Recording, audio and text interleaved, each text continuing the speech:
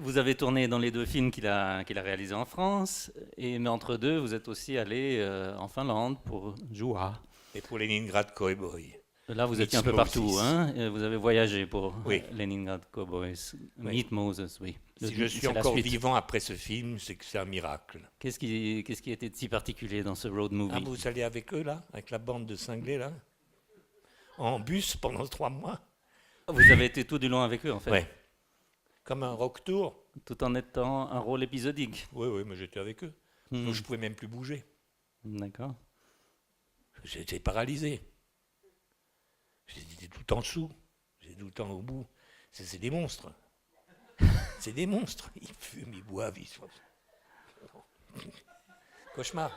Vous pouvez expliquer votre rôle dans Pas dans du ce tout. film? Hein, mais Non?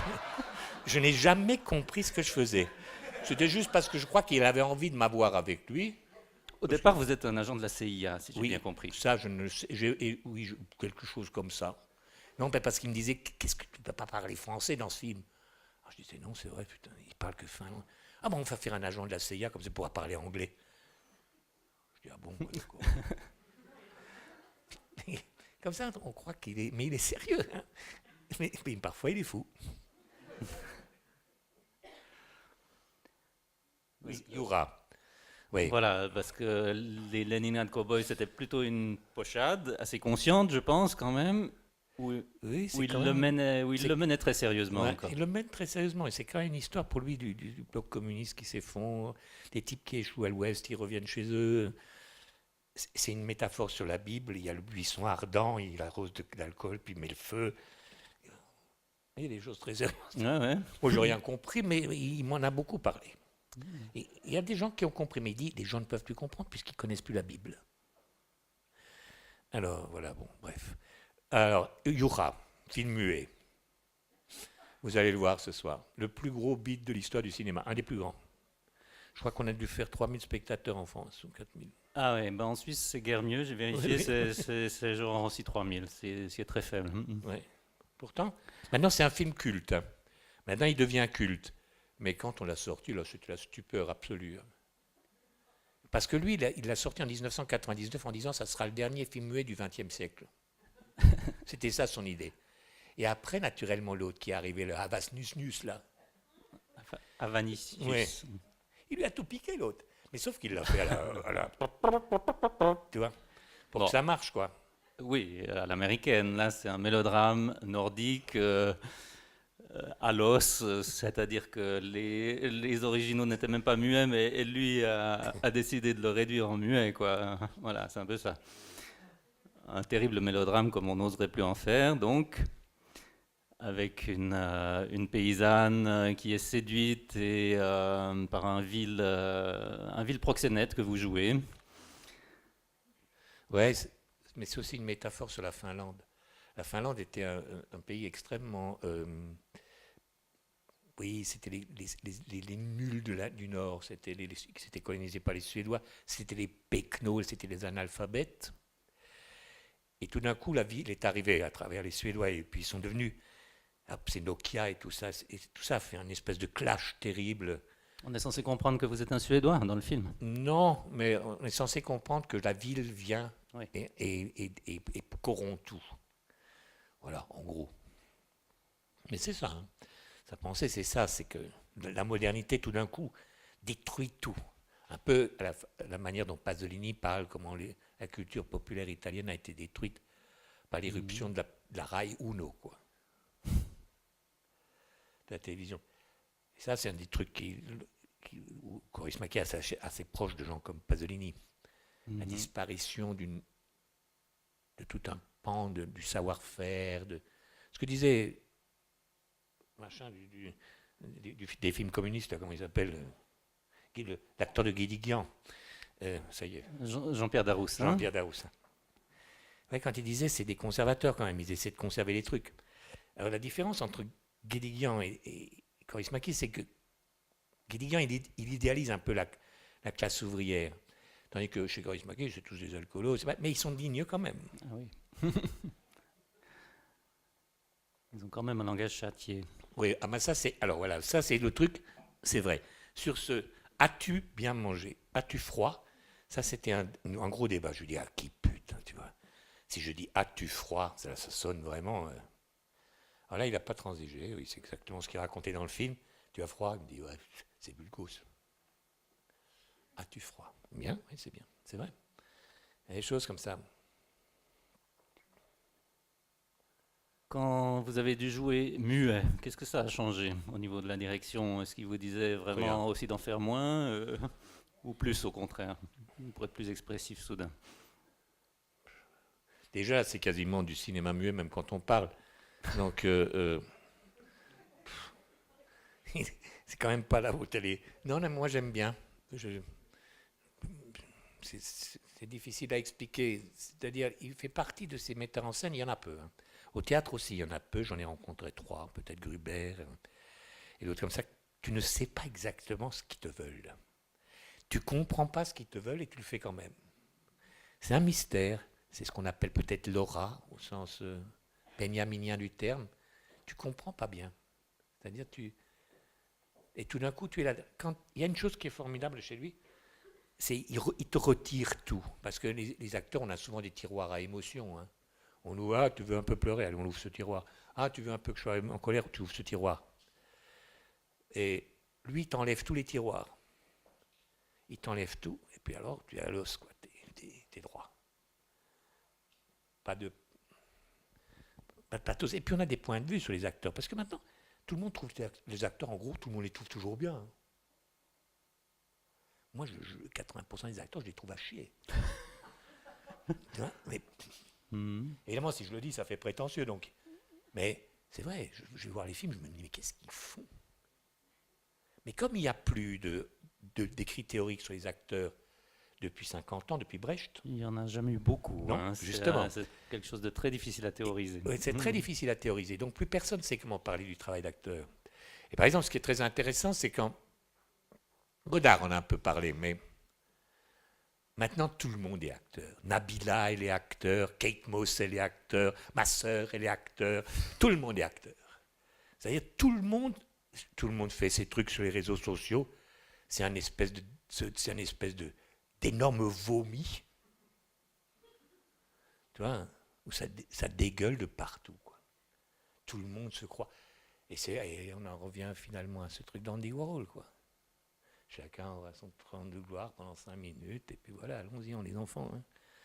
Et puis maintenant, pour exister là-dedans, la seule chose qui est très forte chez Kaurismäki, là où il est inouïment fort, c'est que dans le déferlante d'images, il faudrait qu'on se lave les yeux à l'eau de Javel pour encore voir quelque chose. Parce que dans la déferlante d'images à laquelle on est confronté, les machins, les plaquettes, les papettes, les machins, tu vois, les téléphones portables clitoridiens, là où tu es obligé. Tu vois, toujours des sautes. Les machins. C'est la défaite totale de la pensée, quoi. Devant la défaite totale de la pensée, lui, il a quand même... C'est ce que disait Godard de lui. Il disait, je m'en fous de Kaurismäki, mais dès que je vois un de ses plans, je sais que c'est lui. Ah oui. Un seul plan. La singularité s'impose. Oui, parce que c'est un poète. C'est pas cette espèce de tuyau d'arrosage qu'on nous arrose d'images, là. Quand tu vois les putains de films, moi j'ai été voir le truc de... Mais t'en sors plus, là. La Land, là. Ils ont essayé de me le vendre. Et j'ai failli trouver ça bien. Eh ben, mon vieux, mais c'est absolument absurde. Enfin, c'est un des trucs les plus épouvantables que j'ai jamais vus, quoi. Je me permettrais de ne pas être tout à fait d'accord. C'est aussi quelqu'un qui travaille sur une conscience du passé, donc avec une certaine dignité, je pense. D'accord. Bon, allez, je m'en vais. C'est l'heure. Allez, j'ai faim. Non, peut-être que... Non, mais je suis d'accord pour entamer une polémique. Hein. Non, il ne s'agit pas de faire une polémique. Maintenant, est-ce que vous avez vu le tout dernier film d'Aki qui vient de sortir? Non, voilà. Lui-même s'est dédié, c'est-à-dire que dans le film qu'on vient de voir, il promettait de ne plus jamais participer à un festival en compétition. Il l'a fait à Berlin, il a eu le prix de la mise en scène. Assez évident parce que voilà, quoi, sa singularité en impose encore aujourd'hui, même des années plus tard. Est-ce que vous espérez encore travailler avec lui enfin, déjà, Le Havre a dû arriver presque comme une bonne surprise, 10 ans après. Est-ce que vous vous attendiez à ce qu'il revienne à vous un jour? Je m'attends jamais à ça. C'est-à-dire que je suis comme tous les amoureux, j'espère. Les gens sont comme ça aussi. Vous espérez aussi que votre femme, elle va rester amoureuse de vous, non? Absolument. Moi, c'est pareil. J'espère qu'il va rester amoureux de moi.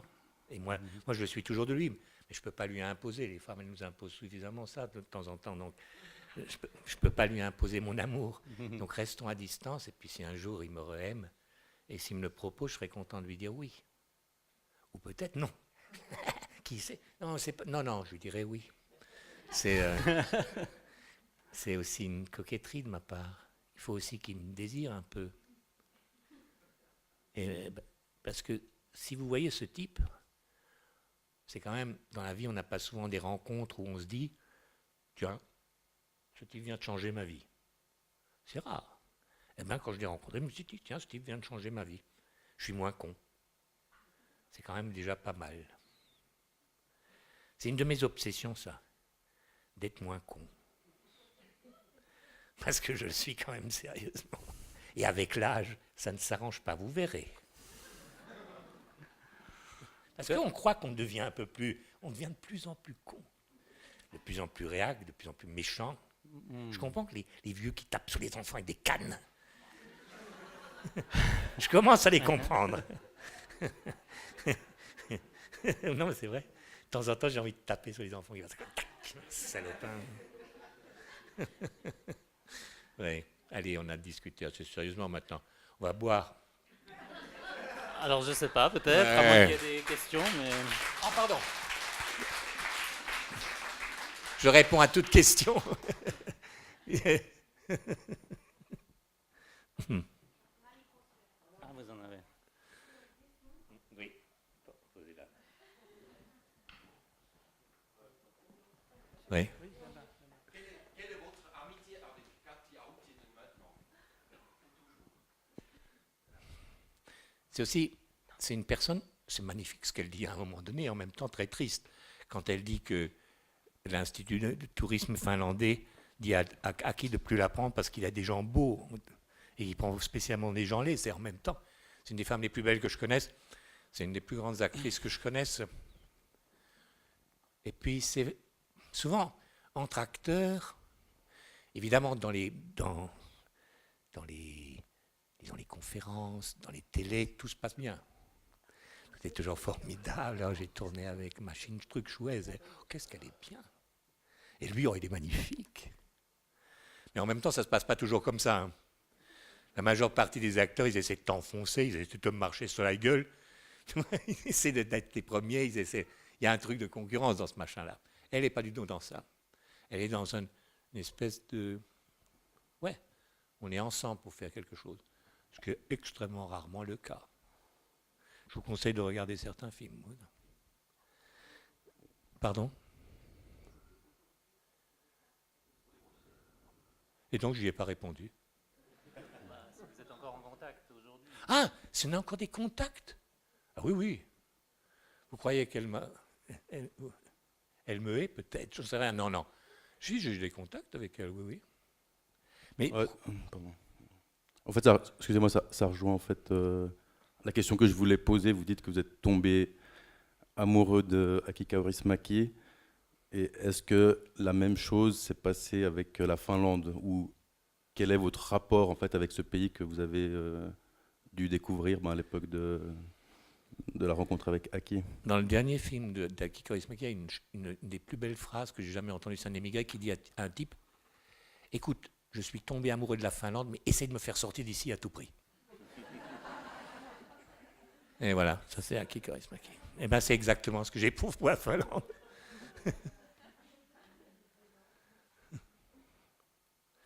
Non, la Finlande, c'est rock'n'roll, hein.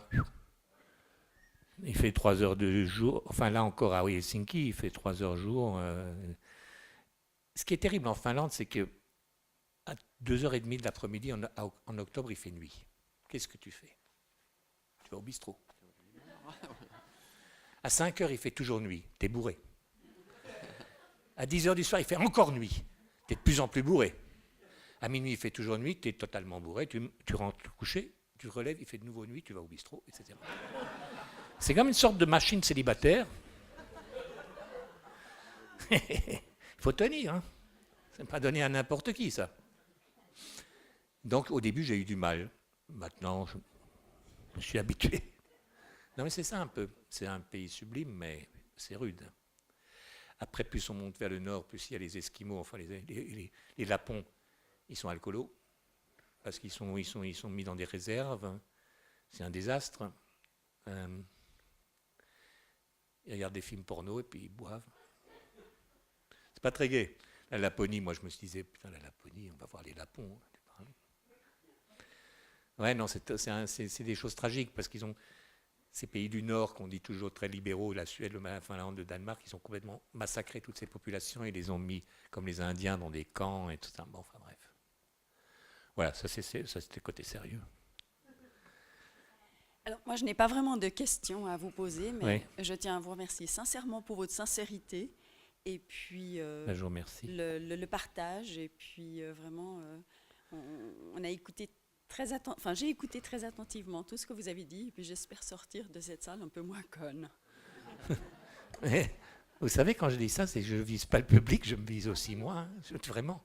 Quand je dis ça, c'est vraiment sincère. Je veux dire, la seule chose qui m'a plu dans ce métier, c'est d'avoir rencontré des gens qui m'ont aidé, qui m'ont fait découvrir des choses que je ne comprenais pas, qui m'ont aidé à lire des livres que je ne connaissais pas, Ouais, c'était mon université.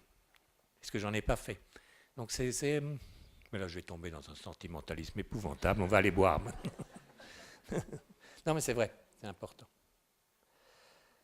Parce que surtout, avec là, ce qui se passe en France, là, je vous dis pas, vous n'êtes pas au bout de vos surprises, là. Vous avez intérêt à rester ici, construisez un mur, hein, comme Trump. Nous laissez pas rentrer. Nous laissez surtout pas rentrer. Oh putain, on est mal barré. Hein. Je vous le dis, c'est qu'un début. Continuons le combat. Ciao.